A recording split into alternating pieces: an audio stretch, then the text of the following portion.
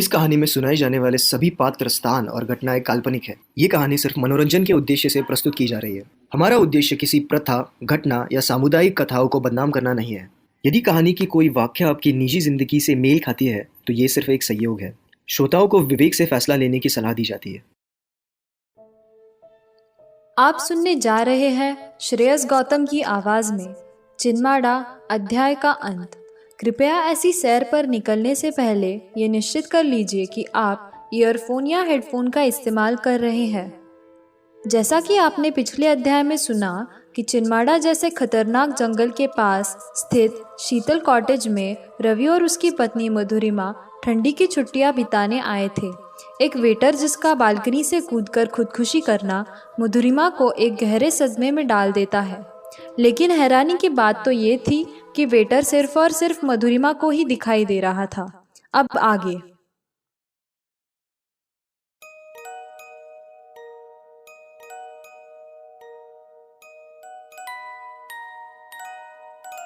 Hotel से घर लौटने के बाद आज करीब 1.5 महीना हो गया है, लेकिन मधुरिमा ने ना किसी से बात की है और ना ही वो अपने कमरे के बाहर निकली है। अक्सर बेहोशी की हालत में होती है और अगर होश आ भी जाए तो उसे एक अजीब सी तकलीफ होना शुरू हो जाती है। उसका पूरा बदन चलने लगता है। शरीर से ऐसी बदबू आती है मानो शरीर सड़ गया हो। रवि से उसकी ये तड़पती हालत देखी नहीं जाती। हालत इतनी बिगड़ चुकी थी कि मधुरिमा को पलंग से बांध कर रखना बहुत ज्यादा जरूरी हो चुका था। कई दिनों बाद मधुरिमा ने आज रवि से बात की है। उसने कहा कि चिन्माड़ा में जाकर ही पता लगाया जा सकता है कि उसे इतनी तकलीफ आखिर हो क्यों रही है। रवि ने होटल में जाकर बात की और रूम नंबर 306 बुक कर लिया। यह तय हुआ कि अगले 3 दिनों के लिए रवि, उसकी मां और मधुरिमा फिर शीतल कॉटेज जाएंगे। मधुरिमा होटल जाने के लिए राजी नहीं थी। देर रात 2:30 बजे मधुरिमा की नींद खुली। मधुरिमा, ऐसा एहसास हुआ जैसे कोई उसका नाम पुकार रहा हो। मधुरिमा। मधुरिमा ने आंखें नहीं खोली। डर इतना लग रहा था कि अगर वो पलंग से बंधी ना होती तो वो घर छोड़कर भाग जाती। फिर उसके कानों में आवाज आई। किसी ने कहा, मैडम, आपको कहा था ना, जितने जल्दी हो वहां से चली जाइए। मधुरिमा ने झटके से आंखें खोली। जमीन पर घुटने मोड़कर वेटर मधुरिमा की ओर देख रहा था। मधुरिमा की सांसें बढ़ने लगी। आंखों से आंसू टपकने लगे कि वेटर ने उसका बायां हाथ थामा और कहा, मैं आपको तकलीफ पहुंचाने नहीं आया हूं, मुझसे डरिए मत, मेरी बात मानिए। होटल जाइए मैडम, आपको सब कुछ वहीं पता चलेगा। अगले दिन सब होटल पहुंचे। मधुरिमा और रवि की मां दरवाजे पर खड़े थे और रवि रिसेप्शन पर रूम नंबर 306 की चाबी लेने गया था। जैसे ही उसने अपने हाथों में वो चाबी ली, पीछे से एक शोर की चीख सुनाई दी। रवि ने मुड़कर देखा तो उसकी मां जमीन पर बेहोश पड़ी थी और मधुरिमा कहीं दिखाई नहीं दे रही थी। रवि जैसे ही मां की तरफ बढ़ा, उसने देखा कि मधुरिमा हंसते हुए ऊपर वाली मंजिल की ओर भाग रही है।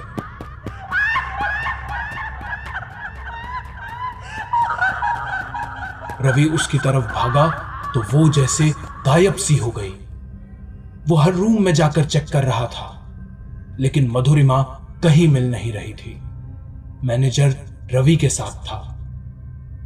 होटल के ज्यादातर कमरे बंद ही थे, लेकिन जिन कमरों में लोग रह रहे थे उन कमरों को खुलवा कर देख लिया गया था। रवि परेशान होते जा रहा था। वो थक हार कर जब अपनी मां के पास जाके बैठा तो उसके कानों में एक आवाज गूंजने लगी। क्यों हार गया?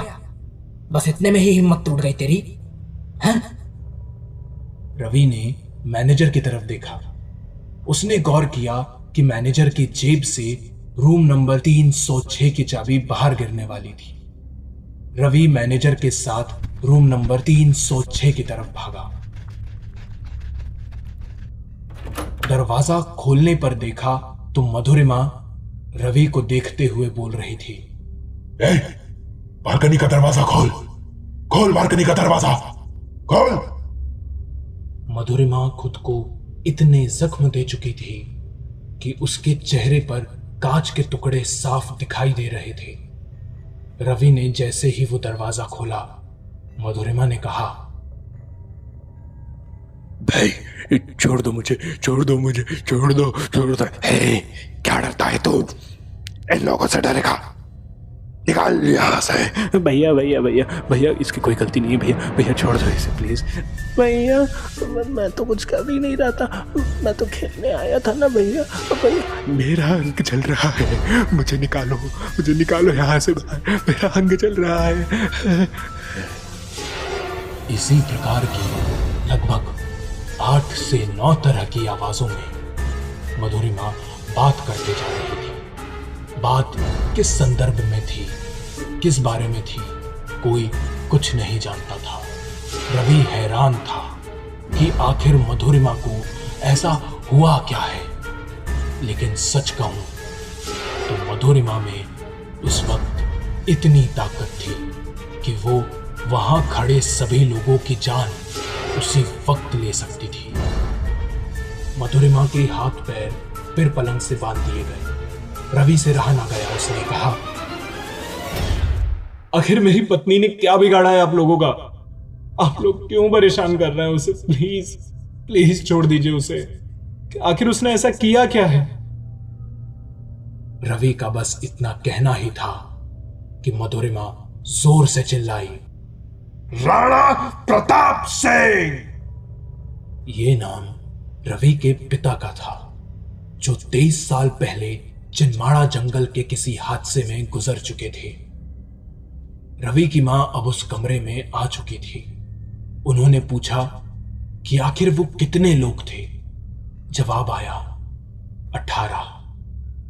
एक अजीब सा सन्नाटा पूरे कमरे में छा गया और रवि की मां सदमे में कमरे से बाहर चली गई।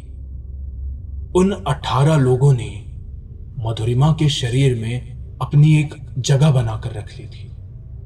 कई घंटों तक रवि मधुरिमा से बात करता रहा। जब मधुरिमा शांत हो गई तो एक बहुत बड़े धमाके की आवाज आई।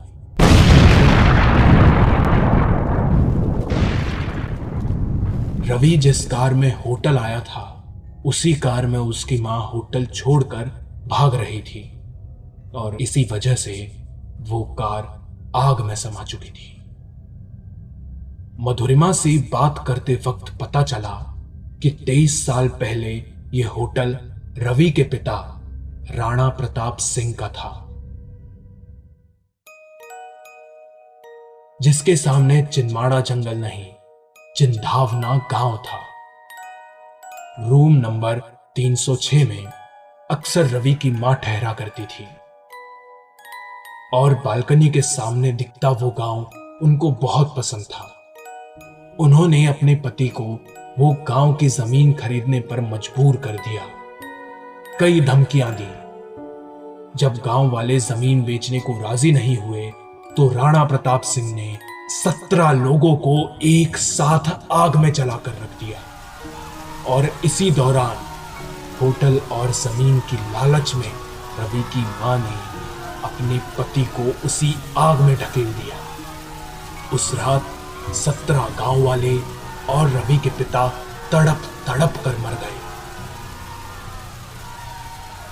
उन गांव वालों का शरीर सड़ गया, लेकिन डर के कारण कोई वहां नहीं गया।